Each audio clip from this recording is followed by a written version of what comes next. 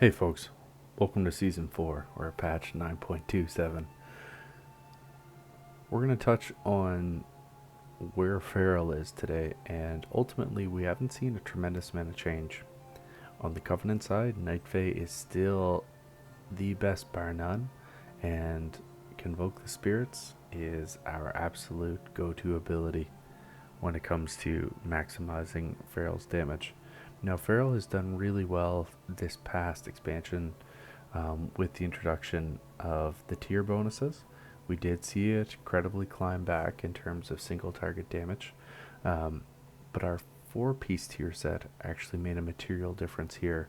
It started to bring us back a little bit of credibility, at least in terms of greater AoE dots. So we'll touch on that. But before we do, let's get into talents. Now, from a build perspective, my recommendation for Mythic Plus is what you see exactly here on the screen. Tier 1, go with Predator. Really getting the cooldown on Tiger's Fury resetting as soon as possible is absolutely fantastic. We know that we're going to be nuking down opponents with bleeds going on them frequently. Alternatively, Sabretooth is attractive as well.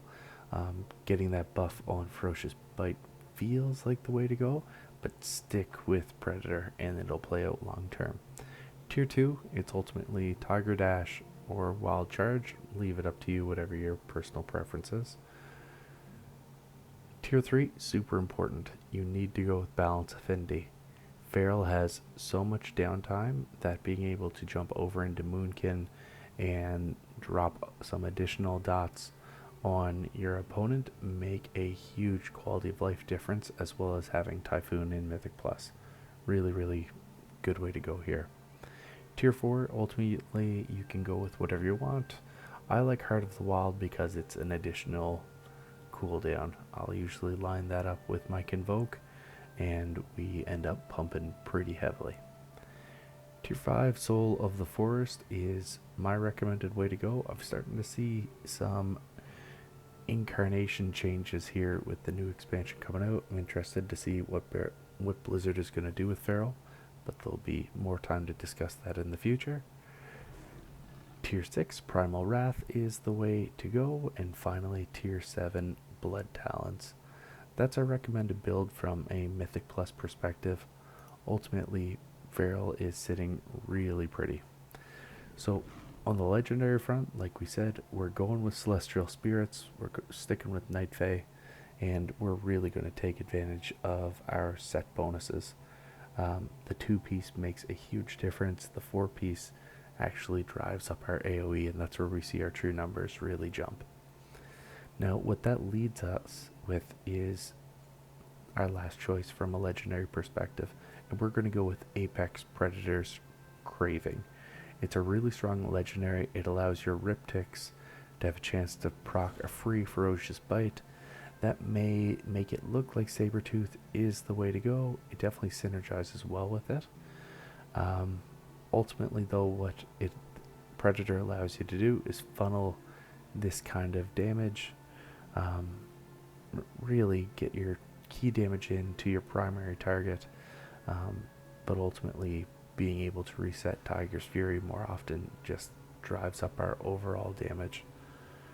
So ultimately what we're suggesting is Apex Predator's Craving isn't a single target buff, and that's how it was kind of introduced when Shadowlands first started. Really what we're trying to do here is this legendary allows us to reduce our cooldowns, and in addition to this, really drive up our multi-target dots once you get the 4-piece tier bonus. Hard to beat that. So ultimately, Celestial Spirits, Apex Predators, Craving, and then you should be laughing. As from a Trinket perspective, we've only got a couple that we really want to play with. We've got Solia's Secret Technique. It's a stat stick. Cosmic Gladiator's Badge of Ferocity is a crit stat stick. The Inscrutable Quantum Device is another simple stat stick for the most part, but it works great if you're combining it with your Bloodlust. And then finally, File of Putrefaction. Load up on those and you will be in a great spot.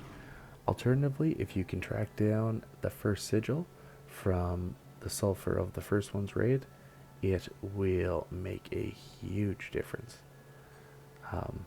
Ultimately, it gives us a huge dump of versatility, like over 1,000 verse, which usually triples the casual player's standing verse at any one moment.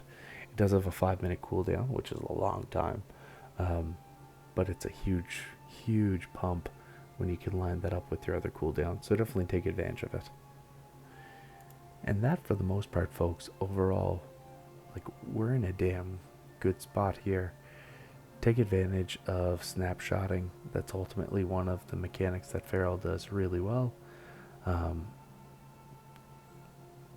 Nuke, get as many rips, rakes, primal wraths, thrashes, everything you can while Tiger's Fury is up, or with Blood Talons, go with rips, and ultimately go with any kind of stealth rakes that you have, and you will really drop some serious damage here.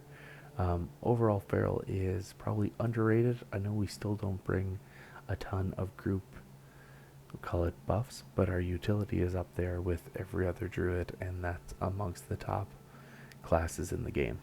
So said a mouthful on Feral. I think it's grossly misrepresented, underrepresented, and I'm excited to see what it does in Season 4. Alright folks, let me know your thoughts below. Thanks for watching. Peace.